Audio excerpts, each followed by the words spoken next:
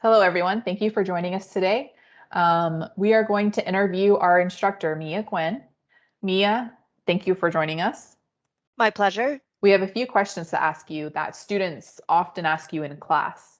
So we're going to go ahead and get started and interview you today. What do you like most about training?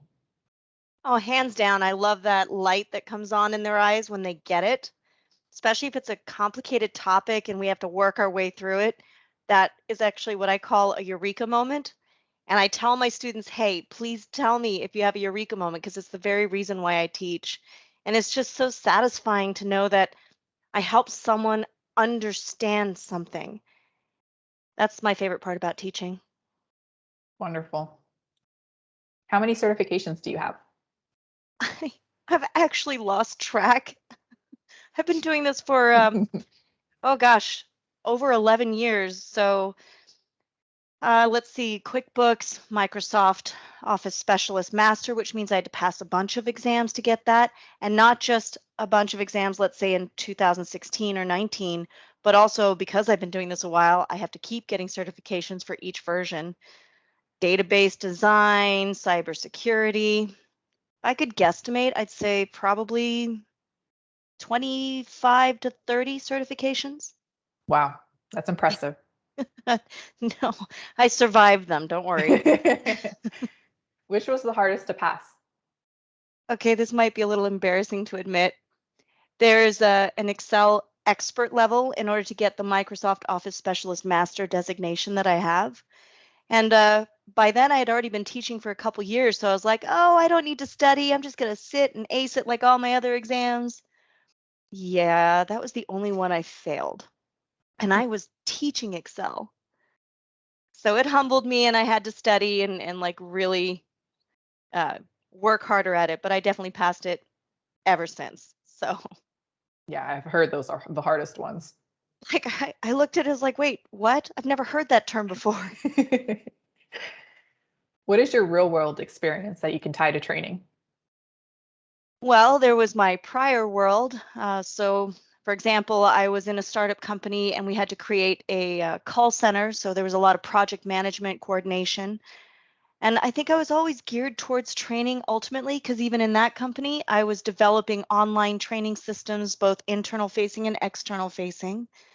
Um, Also, I've been with New Horizons for a total of 13 years, but a lot of my real world comes from our own need for things like SharePoint solutions and automation and, you know, my coworker running to me and saying, "Hey, I can't figure this out in Excel. Can you help me?"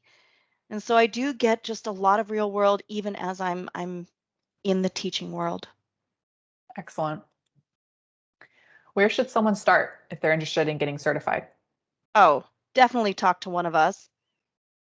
It it's a very complicated thing to figure out what path and to figure out how to fully accomplish that path, especially if there are multiple certifications involved. And it's hard to find that information definitively online. The best thing you can do is talk to one of our New Horizons account executives or agent education consultants because they can help you not only figure out which direction you want to go, but how you can get there. Wonderful. And can you share us a happy client story? Okay, this was early on in my career. And I had a gentleman who was walked into class by one of our education consultants, a little late, mind you, and it was a PowerPoint level 2 class. And when the student sat down, he genuinely looked down and said, "What are all these letters and numbers?" He had never seen a keyboard before.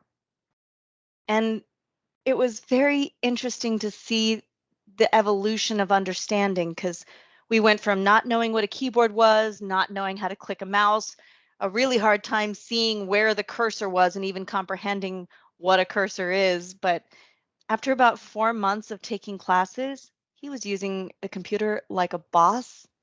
And he started dressing better and walking with like more pep in his step. And you could just see that confidence glowing. And I think that was one that stuck with me quite a bit. That's touching. Yeah. Oh, and he Amazing. used to serenade. He'd sing in the hallways. He was born in Italy, so it was opera every time. I think that helped. Yeah, that one will stick. Um, well, thank you for joining us today. I appreciate your time, and I'll let you get back to training. Thank you very much.